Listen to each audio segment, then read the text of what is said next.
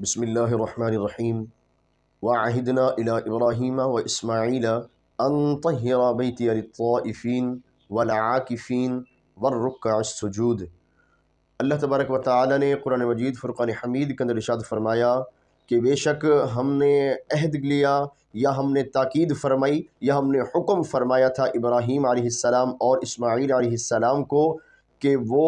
میرے گھر کو طیب طاہر صاف ستھرا کریں، اعتکاف کرنے والوں کے لیے، سجدہ کرنے والوں کے لیے، اور رکوع و سجود و طواف کرنے والوں کے لیے میرے گھر کو صاف ستھرا کر دیں۔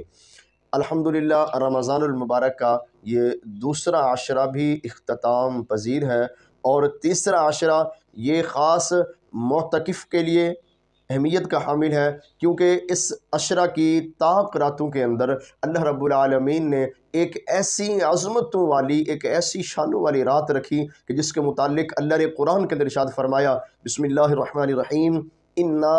انزلناہ فی لیلۃ القدر وما ادراک ما لیلۃ القدر لیلۃ القدر خیر من الف شہر تنزل الملائکۃ والروح فیہا باذن ربہم من کل امر سلام ہی حتی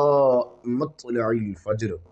مختصر یہ کہ لیلۃ القدر جس کے متعلق فرمایا گیا کہ وہ 1000 مہینوں سے بھی افضل اور اعلیٰ ہے، تو اس رات کو رمضان المبارک کے آخری عشرہ کی طاق راتوں کے اندر اللہ رب العالمین نے رکھ دیا ہے۔ حضرت ابو سعید خدری رضی اللہ تعالی عنہ روایت فرماتے ہیں کہ رسول اللہ صلی اللہ علیہ وآلہ وسلم نے رمضان المبارک کے پہلے عشرہ کا ایک ترکی خیمے میں اعتکاف فرمایا، ترکی خیمہ میں پہلے عشرہ کا اعتکاف فرمایا، پھر آپ نے رمضان المبارک کے درمیانی عشرہ کا یعنی دوسرے عشرہ کا اعتکاف فرمایا، پھر جب دوسرا عشرہ بھی اختتام پذیر ہونے لگا تو حضور اکرم صلی اللہ علیہ وآلہ وسلم نے ارشاد فرمایا کہ میں نے پہلے عشرہ کا اعتکاف کیا کہ شاید اس میں لیلۃ القدر ہو، پھر میں نے دوسرے عشرہ کا بھی اسی نیت سے اعتکاف کیا، لیکن فرمایا پھر رب کی طرف سے مجھے بتایا گیا کہ لیلۃ القدر رمضان المبارک کے آخری عشرہ کی طاق راتوں کے اندر ہے۔ فرمایا مجھے اگرچہ اس کی نشانیاں دکھائی گئیں لیکن پھر مجھ سے وہ بھلا دی گئیں۔ اب فرمایا پھر میں نے یہ دیکھا کہ میں گیلی مٹی کے اندر یا تھوڑی سی کیچڑ کے اندر سجدہ کر رہا ہوں، تو حضرت ابو سعید خدری رضی اللہ تعالی عنہ فرماتے ہیں کہ یہ 21 کی رات تھی جب مدینہ طیبہ کے اندر بارش ہوئی اور مسجد نبوی شریف کی چھت جو ہے وہ ٹپکنے لگی، تو صبح حضور اکرم صلی اللہ علیہ وآلہ وسلم کی پیشانی مبارک پر ہم نے دیکھا کہ گیلی مٹی کے اثرات موجود تھے، تو فرمایا اس سے معلوم ہو گیا کہ وہ رات 21 کی رات وہ لیلۃ القدر کی رات تھی۔ تو لیلۃ القدر جو کہ عظمتوں والی رات ہے، اللہ رب العالمین نے رمضان المبارک کے آخری عشرہ کی طاق راتوں کے اندر اس کو رکھا ہے۔ اعتکاف کرنے والوں کے لیے بالخصوص یہ بڑی فضیلت کی رات ہے، غیر معتکف بھی اس سے مستفیض ہوں، اعتکاف کرنے والے بھی ہوں۔ رمضان المبارک کے آخری عشرہ کا اعتکاف کرنا جو ہے وہ سنت ہے، اور اعتکاف کے فضائل بے شمار ہیں۔ رسول اللہ صلی اللہ علیہ وآلہ وسلم نے ارشاد فرمایا،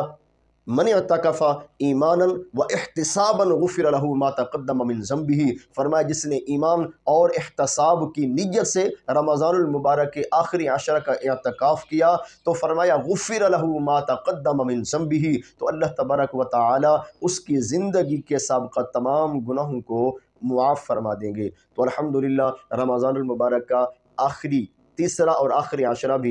ابتدا ہونے والی ہے اس کی۔ اللہ رب العالمین اعتکاف کرنے والوں کے اعتکاف کو قبول فرمائے، اور بالخصوص اس آخری عشرہ کی طاق راتوں میں سے ایک رات جو کہ لیلۃ القدر کی رات ہے، اللہ تبارک و تعالی شب بیداری کرنے کی، نوافل قرآن کی تلاوت، ذکر اذکار کرنے کی ہم سب کو توفیق نصیب فرما کر اس رات اور بلکہ اس پورے مہینہ کے تمام فیوز و برکات اور ثمرات سے مستفیض فرمائے۔ اس قسم کی اسلامک اور معلوماتی ویڈیوز دیکھنے کے لیے سبسکرائب کیجیے ہمارے چینل قرآن تفسیر 092 کو، اور دوسری تمام دوستوں کی سہولت کے لیے قرآن تفسیر 092 کی طرف سے شارٹ ویڈیوز کا جو اجرا کیا گیا ہے، جو ابتدا کی گئی ہے شارٹ ویڈیوز کی، رمضان المبارک کے فضائل اور مسائل کے حوالے سے بھی، اور ابھی طاق راتیں جو آنے والی ہیں، پہلی طاق رات یعنی 21 کی، پھر 23، 25، 27 کی، تو ان راتوں کے